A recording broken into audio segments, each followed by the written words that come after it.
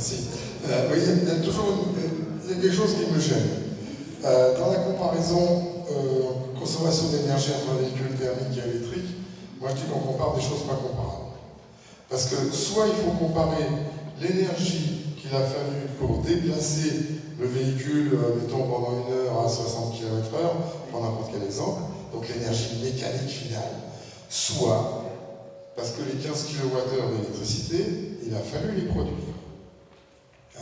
Et donc, comme si on prend le mix énergétique français, je ne suis pas un fanat du facteur 2,56 dans la RT 2012, mais je regrette, les 15 kWh d'électricité, il a fallu les produire.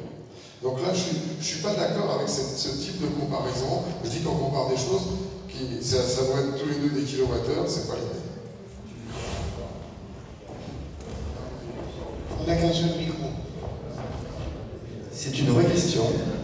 Et dans une autre présentation, là, Frédéric, j'avais tout mis en double, en mégatep et en kilowattheure.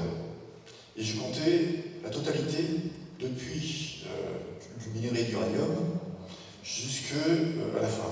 Sauf que c'était 4 points de plus et que c'était difficile à expliquer. Ce qu'on peut dire, c'est qu'effectivement, si on compte l'énergie qu'il y a dans l'uranium et qu'on perd 30% de l'énergie dans la centrale nucléaire, finalement, le rendement, enfin, c'est pas meilleur. Donc tout ce qu'on peut dire, c'est que un, il ne faut pas de CO2 avec du nucléaire, comme ça c'est clair. Mais deux, quand même si, supposons qu'on ait un moyen de produire de l'électricité, pendant du photovoltaïque, et ne tenant pas compte de l'énergie qu'il a fallu pour produire le panneau, et ne tenant pas compte, parce que si on raisonne comme ça, il faut dire aussi, j'ai un rendement du soleil et je devrais tenir compte de l'énergie fournie par le soleil pour la déduire de ce que le panneau fournit, en réalité. D'accord?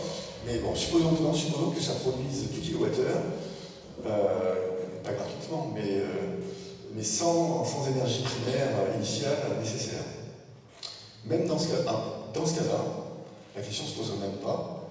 On a besoin pour avancer, pour faire 100 km, de 15 kWh, et pas plus, mécaniquement. Donc, nécessairement, il faut utiliser un moteur électrique. Pour faire avancer les bagnoles, il ne faut pas utiliser un moteur thermique. Voilà. Donc, cette conclusion-là, elle est vraie, quel que soit le cas de figure. On se posera, ça sera tellement évident aux générations futures, on sera certainement amené à se demander pourquoi on a utilisé un jour les moteurs thermiques et un rendement si catastrophique. Voilà. Mais sur le fond, vous avez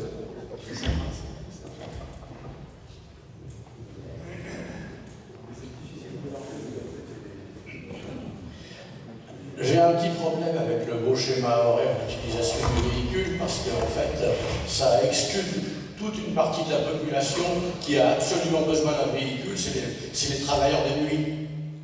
Et donc ce beau schéma qui montre la rentabilité du véhicule avec cette utilisation où on revend une partie de l'électricité la nuit, il ne marche pas. Il ne marche pas pour ces gens-là.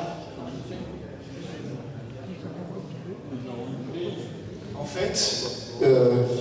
fait, on peut essayer de globaliser. Il y a un coût d'inflation, j'ai dit, supposons qu'on ait 5 millions de véhicules qui sont capables d'échanger chacun 4 kWh, ça fait 20 GWh par jour qui sont échangeables disponibles immédiatement. En fait, j'ai pris une fois 20 GWh, mais ils sont échangeables jusqu'à 2 fois par jour. Parce que votre batterie qui fait 10 kWh, vous allez, chaque fois que vous arrivez quelque part, la brancher pour la recharger ou pour permettre l'échange avec le réseau. Et donc, elle sera toujours aux environs de 5 à 10 kWh. Ça dépendra des jours où il n'y a pas de vent, où il n'y a pas de soleil, où vous allez pouvoir la recharger la nuit ou pas. Mais en moyenne, vous aurez toujours statistiquement sur un parc qui est 80% du temps garé et connecté, vous aurez une disponibilité d'un stock tampon d'énergie de 2 fois 20 GWh par jour. Voilà. Donc ce truc-là, ce sera vrai pour quelle que soit l'utilisation. Comment on fait. Y compris, par exemple, pour les véhicules utilitaires légers, qui font du biberonage régulier entre deux livraisons. Donc, y compris pour les travailleurs qui pourront se recharger régulièrement. Par contre, la contrainte, ça va être de disposer de prises bidirectionnelles partout où on va dire Mais une prise bidirectionnelle 2 kW, je pense que, je ne sais pas si la personne de DF est encore là maintenant, mais je pense qu'on va l'installer 7 ans dans la matinée pour pas grand chose. C'est pas la même chose du tout que les prises à charge rapide avec des troncs comme ça depuis moi. Oui. Ça marche? Oui. Premièrement, j'ai bien aimé votre exposé. Malgré les deux remarques très désagréables de les deux qui m'ont précédé. J'ai bien aimé votre exposé pour une raison très simple. C'est que jusqu'à maintenant, les écolos ont gagné la guerre de la communication. Parce qu'ils ont réussi à faire rêver les gens. Je pense que ce que vous faites, c'est que finalement, vous donnez une porte de rêve raisonnable, et je pense que ça, c'est utile. Oui, et puis, il faut être modeste. On espère que ce n'est pas des cracks. C'est-à-dire que ce qu'on vous demande, si vous êtes d'accord, c'est de faire mouliner ce modèle-là de l'autre côté et de nous dire où sont nos points faibles, s'il y en a. Parce que on y a réfléchi beaucoup avec Fabien et d'autres. On n'est pas sûr de nous. Hein. On pense que c'est comme ça que ça va se faire. On est assez convaincus parce qu'on a passé du temps à développer ces trucs-là.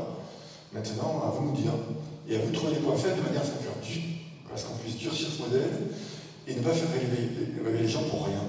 Parce que ça, c'est la pire des choses qu'on puisse faire. Voilà. Moi, j'ai un commentaire sur la communication, parce que, étant enseignant occasionnel, disons, j'ai demandé à Didier de faire des exposés expliquant ce qu'il vient de dire, ou à peu près. Et j'ai eu un peu de mal à obtenir que Didier fasse ses exposés, parce qu'il avait des problèmes avec sa hiérarchie. Alors tout ce que tu dis, je dément formellement. Donc, enfin, c'est comme ça que j'ai compris la chose. Et le problème, c'est là la communication, c'est que les gens qui connaissent, et dont c'est la profession d'étudier le problème, sont soumis à la fois à la pression du fait qu'ils travaillent et qu'ils ont autre chose à faire, et aussi au fait que s'ils disent des choses qui ne plaisent pas, ils risquent des ennuis. La bonne nouvelle,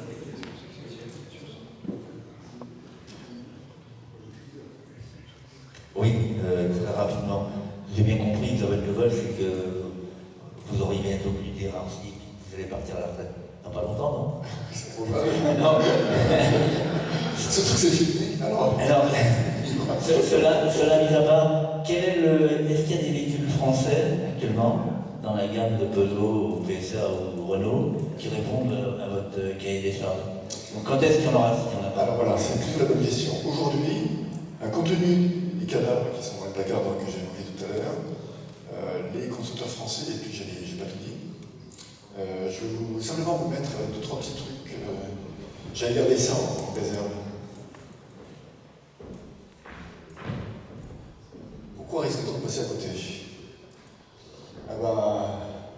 Par exemple, on a oublié tout ça. Mais en janvier 2004, c'est hier, janvier 2004, c'était tellement pas stratégique les batteries. C'était tellement nul, on ne pourrait jamais rien faire que la Saft, qui était le seul fabricant de batterie en France, il a été vendu. Il a été vendu à un fonds de pension anglais, avec la bénédiction de tout le monde, de la Direction générale pour l'armement. Il a été vendu par Alcatel, pour ne bouger pas. Le Trésor, ministre des Finances, de la Défense, le Premier ministre. Voilà, 390 millions d'euros, c'est fini. Les batteries, ça ne sert à rien. Alors on y va. 2005, c'était hier aussi. Heureusement qu'il n'y a personne de Renault ici qui puisse faire remonter les trucs. Je ne vous demande pas de me croire, je ne vous demande pas de me croire. Vous tapez ça sur Internet, vous le trouvez tout de suite. Pendant des années et des années, il a été interdit, chez commerçants, chez les constructeurs automobiles, de travailler sur l'équilibre. Peugeot, malheureusement, n'a pas été en reste. D'accord? Je n'invente pas.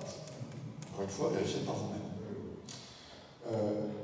Ouais. Donc, tous ces éléments-là font qu'on risque de rater le coche. Simultanément, il y a des lueurs d'espoir. Il y a encore 2-3 mois, Total Saft n'affichait aucune intention d'investir quoi que ce soit dans le domaine de la fabrication des batteries. On discute assez régulièrement avec les constructeurs. il semble que non seulement SAFT a pris la mesure, on voit, c'est surtout Total, a pris la mesure de l'enjeu, mais aussi et surtout que les constructeurs aient pris également la mesure de l'enjeu, et plutôt PSA que Renault aujourd'hui. Renault se positionne toujours comme donneur d'ordre, j'achèterai une batterie au moins chère là où elles sont disponibles. PSA est plus tout à fait dans cette optique-là. Et le véhicule. Alors véhicule, PSA va... Pour dire les choses, il ne faut pas rater de filmer, stop. PSA va sortir ses premiers modèles PHEV, et clairement ils sont sur la même ligne que nous. Mais ça on l'a appris il y a... Ça y est, ils ont sorti leur roadmap, et elle ressemble à celle de Toyota. Ouf. Donc on ne s'était pas porté tant que ça. Maintenant, PSA lui dit on va commencer à sortir des... Je pense que je ne travaille pas de secret. Et ils vont sortir des PHEV d'ici 2021 à peu près. Mais sur des modèles haut de gamme. Ce qu'on peut craindre, c'est que Toyota, qui détient absolument l'ensemble des brevets et la maîtrise absolue de l'hybridation, à ce moment-là, en 2020-2021, sortent sur le marché une Yaris hybride de PHEV et une Norris hybride de PHEV à 23 000 € et qui raflent la mise complètement. Voilà. Donc c'est un risque énorme aussi que prennent les constructeurs parce qu'ils sont obligés de rattraper 15 ans de retard avec un risque énorme et des ressources qu'ils vont devoir mobiliser qui sont énormes aussi. Et encore une fois, aussi bien pour les batteries que si j'étais constructeur automobile, je ne dormirais pas la nuit si vous avez pris cette décision. Donc, ça va être chaud. Mais on n'a pas le choix, parce que c'est l'avenir de l'industrie automobile qui est en jeu. Question, si j'ai le choix, c'est une question de prix. Oui, ça fait une demi-heure. Bon, je vous remercie aussi pour un exposé qui fait rêver. Vous donnez vous-même, vous indiquez le problème, c'est celui qui m'a vraiment accroché, c'est le problème du matériau, en particulier le cobalt. Moi j'ai envie de dire, c'est la première fois que j'entends dire que l'humanité pourrait atteindre la totalité des réserves disponibles en 10-20 ans. J'ai jamais entendu dire ça pour n'importe quelle ressource autre que... Alors c'est pas que pour le cobalt. Aujourd'hui, cette question-là se pose pour plein de matériaux, du fait de l'augmentation des besoins, notamment de l'explosion économique de la Chine. Il y a un très grand nombre de matériaux sur lesquels la question se pose, qu'on appelle les matériaux critiques. Et le tungstène à l'ESA, l'hydroïdine en état, enfin, voilà. Y a-t-il vraiment une piste pour réduire? Alors oui, c'est ce qu'on a dit. C'est d'abord mettre moins de batteries. Quand on en met 5 fois moins, c'est pas négligeable. Ensuite, quand on en met moins, mettre de moins en moins de cobalt dans les batteries qu'on utilise. On y travaille, ça c'est le rôle de... Oui, il y a 5000 personnes chez Panasonic qui font ça, enfin pas que. Et aussi, trouver des substituts à ces matériaux-là. Mais c'est pas dans les 10 ans qui viennent que... Et puis recycler. Recycler, c'est indispensable, il faut mettre en place des filières de recyclage qui soient efficaces et qui puissent permettre de recycler l'intégralité du cobalt avec un rendement excellent. Donc il ne faut pas jeter les batteries à la poubelle.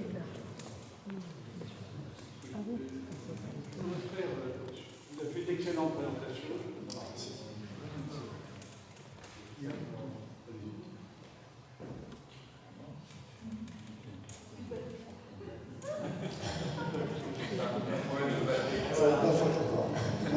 Alors oui, ça.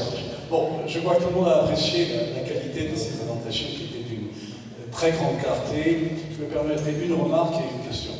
La remarque, c'est je crois qu'il faut faire attention à ne pas présenter comme acquis la tendance menant à 5 millions de véhicules en 2030. On n'est pas sur cette tendance-là aujourd'hui.